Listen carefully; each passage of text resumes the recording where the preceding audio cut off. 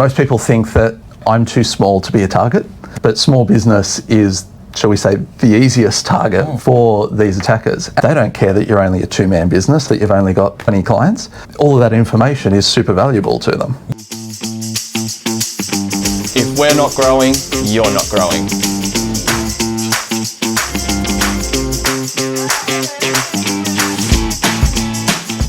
Hey guys, welcome to another podcast. I'm Nathan Rigney and I'm the Profit Generator, and I am welcome today, or have today as my guest, Chris Luca from e-Flo. And you are our IT guy. You are the man in charge of, or essentially the part of the team from e-Flo that helps make sure that we stay safe when it comes to IT and not get all our client data out there in the big wide world. Absolutely. Try and keep you safe, secure and functional.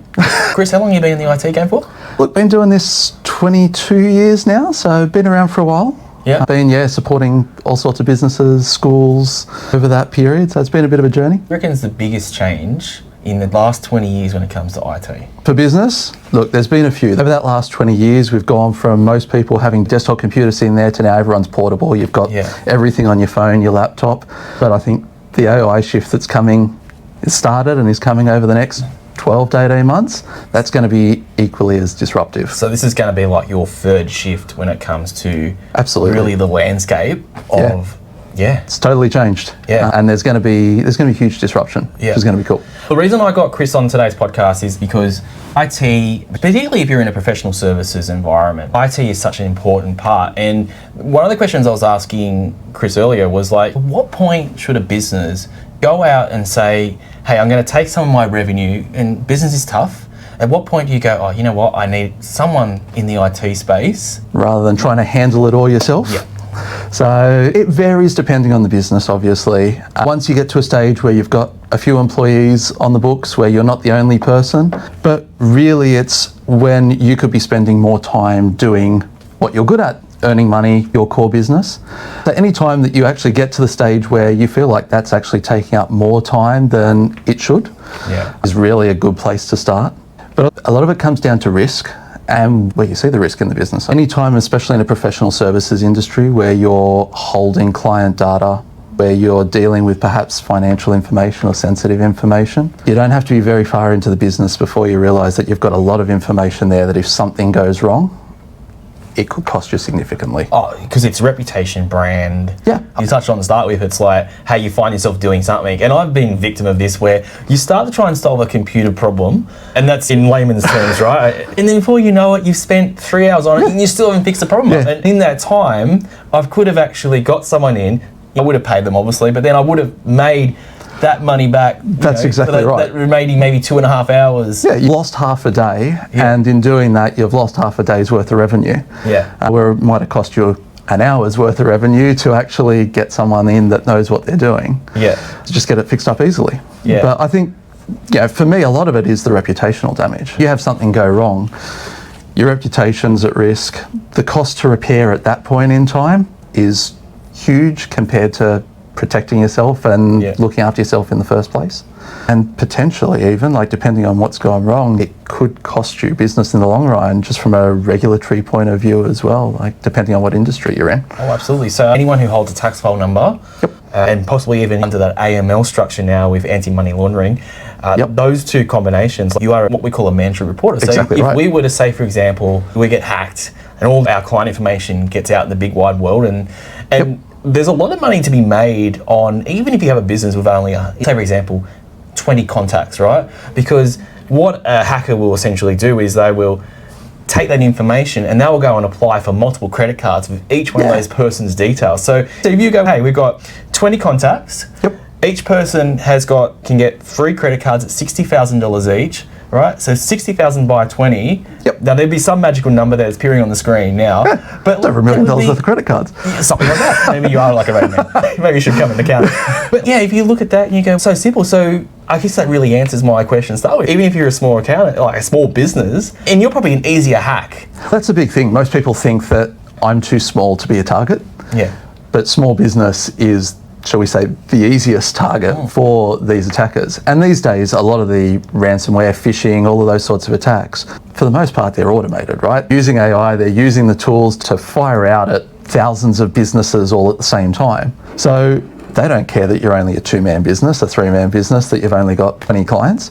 All of that information is super valuable to them. Yeah, but like, look at it and you go, hey, that one person was really easy, it's $1 million. Where if you went, for example, a bigger business, you might get a bigger payday, but it's harder to infiltrate. Exactly right. Them, right? They've already got the systems in place to protect against these sorts of attacks, you'd hope, being a larger business.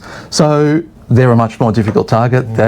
And if you attacked 100 small businesses that had no security or minimal security, that weren't protected, then you're going to get the same payday as if you'd hit one that's totally protected. So we're talking about really protecting your brand, your image and all that sort of stuff. But then also, what about efficiencies? Like, how can I do stuff faster? How can I make more money by being more efficient, apart from having better systems and all that sort of stuff? That stuff, I think, is really the 1, 2, 3 is the basics. But like, how would someone in your position be able to show a business owner some efficiencies that would then help their bottom line to become more profitable?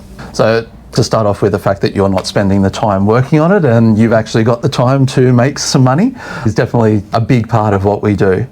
But also having a look at the systems that you've already got in place, what you're doing as an organisation, and then starting to understand what efficiencies we can help, what systems we can help to put in place. And like we said right at the start, with AI coming and that being a big shift, even starting to look at some of the areas of your business that are repeatable, that are repetitive tasks that have to be done, and whether those tasks can be automated. So it's another area of the business that we can help with as well and start to find those efficiencies, increase the profit. But then also, I guess when we talk about AI and all that, it's also then finding that you're not going to be leaving yourself open. Absolutely. I went to a recent AI day hosted by CPA. Fantastic day, right?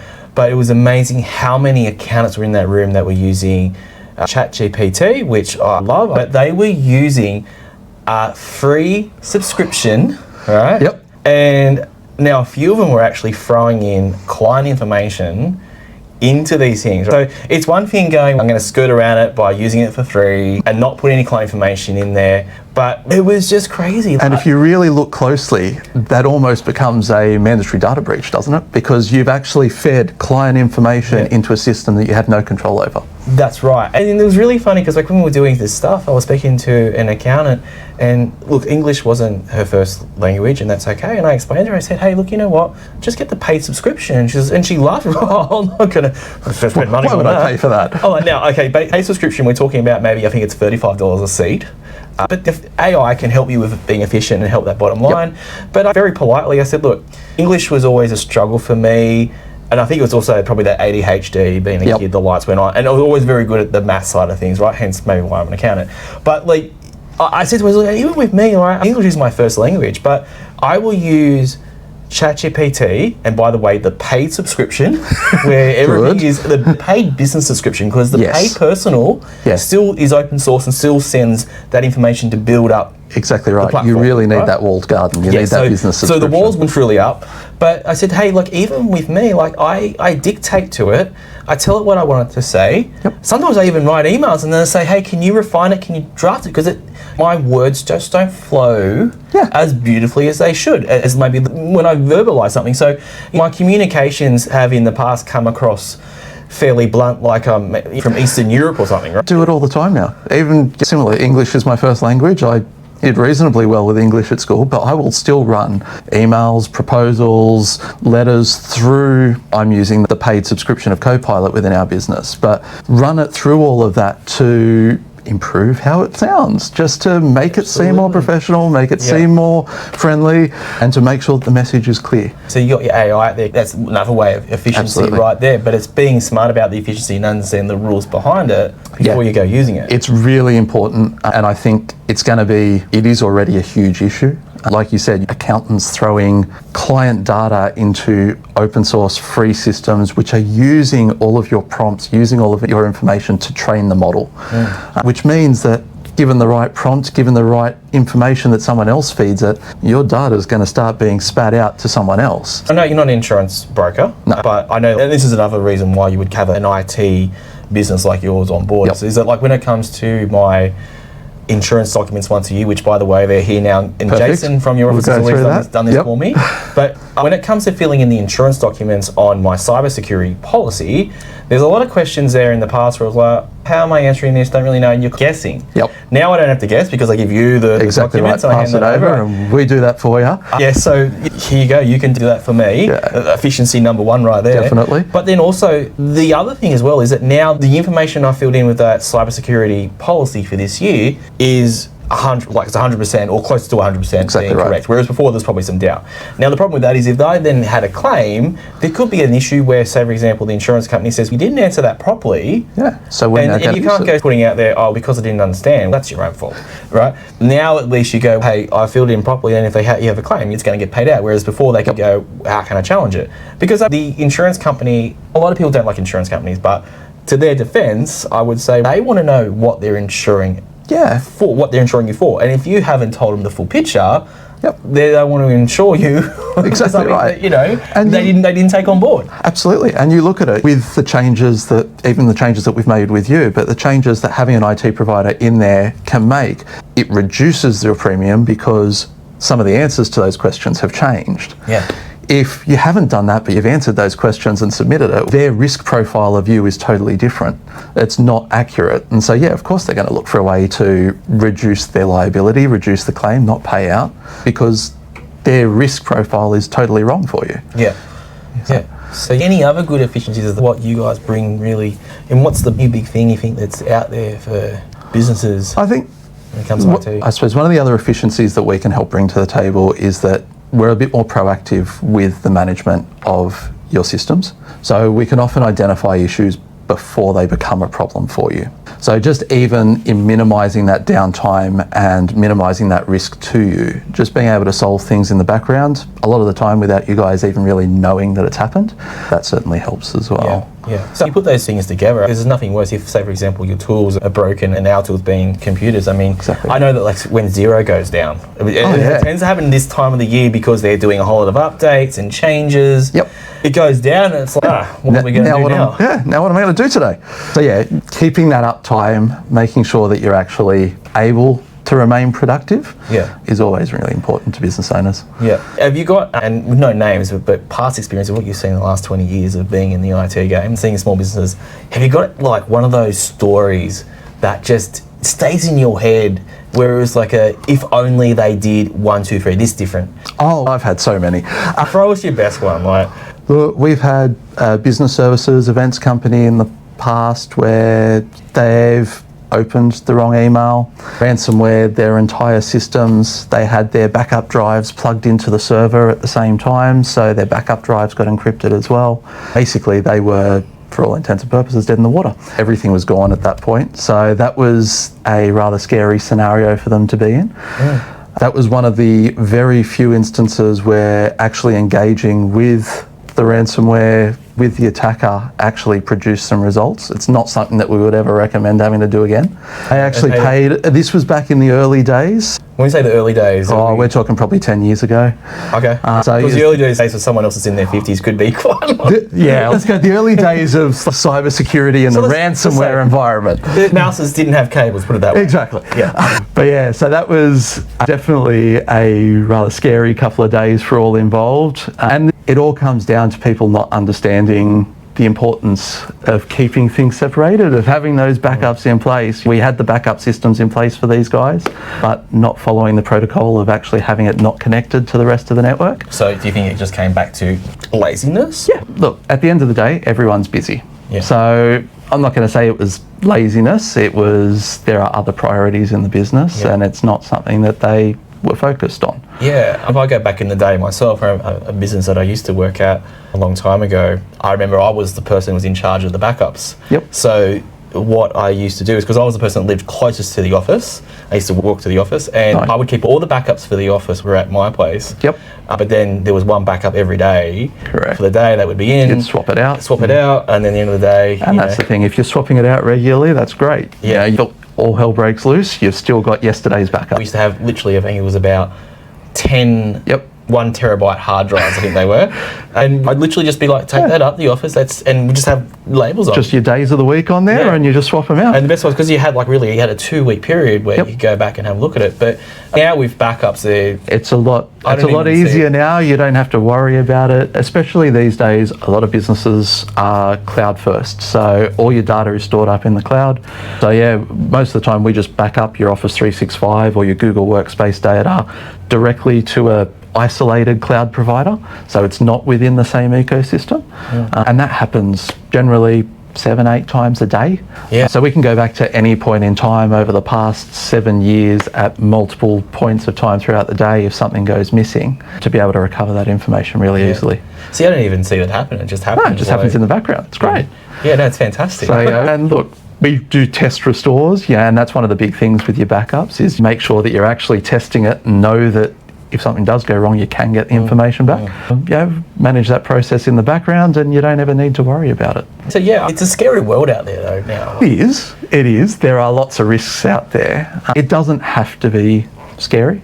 There are lots of really simple mitigations that you can put in place to try and eliminate some of that risk, eliminate some of that fear. And I think the really simple ones that anyone can do within their own systems just really easily is just making sure that you're not reusing passwords and you've got multi-factor authentication on everything, and security awareness training within your organisation, which we've been doing, which you have been doing, is actually, it's really important. The human element is the riskiest element to the business, which is scary. It's not to say that people are stupid, but the risk is there. It just takes you having a busy day and clicking on the wrong email, clicking on an invoice that looks like it's come from a supplier. Because the hackers that are out there, if we go back a few years ago, you could always tell that they were hackers because they would use terminology like a fiscal year. Like in Australia, we never talk about a fiscal year, it's a financial year. And there was terminology that always stood out. Now they're finally clued on that it's like, let's adapt the language. I don't know, maybe our market wasn't big enough for them. Possibly. But when you look at it and you go, they're getting smarter. So a lot of those emails, even I look at it sometimes and go, is that right? And I will forward it to the helpline there and go, hey guys, just want your second opinion. I don't want to do anything with this, but I'm forwarding on just to get what you think. And that's the thing, and we're always here to check those over and make sure and have a look. It's getting harder and harder to spot, and whether it is that they're cluing on or whether they're just using AI to generate these emails that they're sending out now, so it looks more professional. But it can be also really tricky because if one of your suppliers or one of your clients has been compromised, then the email could come from them. Actually I had one of those this morning from a training organisation I work with. And I clicked on their link to register for one of their events that they're doing online, and my website blocker came up saying, gave me warnings, and I went, oh right, okay, I'm not going to go any further, I'm not going to go, hey, proceed and go to the bank, whatever. I took the whole email and I forwarded to the contact who I deal with directly to his email and said, hey, this is happening, can you register me manually? But that awareness piece, let's talk about as well, the training that you can go through with your business and then the benefit of the training when it comes to insurance. Oh, absolutely. That dashboard. So look, the training modules and the training system that we've implemented with you guys is really quite simple. There's a whole range of cybersecurity training that gets provided to your employees, to the staff, tailored to where their gaps are. So the first thing that happens is a bit of a gap analysis questionnaire so that we know what you already know and what you don't know. But then once you go through those, and they're bite-sized modules, it's 3 or 4 minutes, a couple of questions. By having that, it then gives you as the business owner a report each month, a dashboard each month to show where you're up to. It gives you a risk score to show how your risk or your company's risk has reduced. And that information provided to your cyber insurer does wonders for your premium because now their risk is reduced. So just that cost benefit alone pays for the cybersecurity training that you're doing essentially. But just when you put all these things together, and when we talk about profitability, it's looking at what expenses have we got, how can we clean it up, how we can be more efficient, and then thinking about every dollar, how can it serve the business. So when we think about the dollars that you spend with an IT support provider, your dollars needs to be best served. And you can see that this is just not about a random problem that I can't print or something like that. It's also then on top of it going, hey, your service and the training you provided And it's just not you. Any good Absolutely. IT provider. Like, There's in plenty industry, out there's there. good and bad, right? There's your cowboys and not so cowboys. And then you look at it and you go, hey, that dollars that I'm spending is best serve the business because it's giving so many returns in so many areas. That's exactly right. So I think my point would be, it'd be closed-minded to go, look at that fee. It's because it does add up, right? And we go, hey, of course. there's a few $100. Yeah. You got so many seats and so many people, like you're paying per head. But then when you look at it and you go, hey, potentially I'm much more well protected. If there's any issues, we can get problems fixed up. We can go back to what we're doing, which is producing work. Because we sell, essentially accountants, we sell time, right? Any service provider, they sell their time, and that's how you make your money. Yeah. But then also that reputation, decreasing your premiums when it comes to cyber insurance, all this sort of stuff. It's all the dominoes that stack up, all the bits and pieces that add up to it. And even just knowing that, the time is the biggest thing for me, is that you've got that time back to focus on your business. That definitely adds to the piece. I think it's about also going, what am I best at doing and staying in that lane. What I'm really good at is actually giving advice and seeing clients, and I love sort of building and optimizing businesses. And to the point now where, I'm not great at producing sets of financials and stuff like that. I'm much slower at it because I'm just not doing it all the time. But even the IT stuff, there's other areas as well. I've got an insurance broker. I give all that to that person. And they manage it. And she manages, off she goes. Find the expert in the field and outsource what you can. So we go back to profitability. It's really going, how can your business best serve best expenses? How can it best serve the business? And then once we clamp those expenses, then looking at the top line and go, how can I increase revenue and produce opportunities where I can make that revenue, and ultimately that gives you the profit. Absolutely. Yeah. Hey, let's finish up. Give me one more random thing that you would say to a new client. I guess your pitch of a new person. To a new client. Let's say for a business owner, they've been established for 1.5 years, 2 years. What is the one piece of advice you give them? Oh, God. Just throwing a curveball at the end. That's fine. One piece of advice. I think at the end of the day is focus on what you're doing best. So we said it just then, look at how you can get the experts in to focus on what they do best so that you've got the time to focus on what you do best. And it's having the risk managed, having the systems in place, knowing that you're protected, that you can sleep easy at night, knowing that you're not likely to be the next victim and the next news article that pops up on the front page. That really serves the business and serves the owner well. I love it. That's great. Don't be sorry, right? Chris, if people want to find you, where can they find you? Where do they go to? Look, I'm on LinkedIn, as everyone is these days, but also through our website, e-Flo.com.au, so e-Flo. Love to have a chat with everyone, basically, see what we can do. We'll throw the details down the show notes here. And Chris, look, mate, I wanted to get you on board because I know there's just so much valuable information with this turn of the century with AI and how everything is changing so quickly.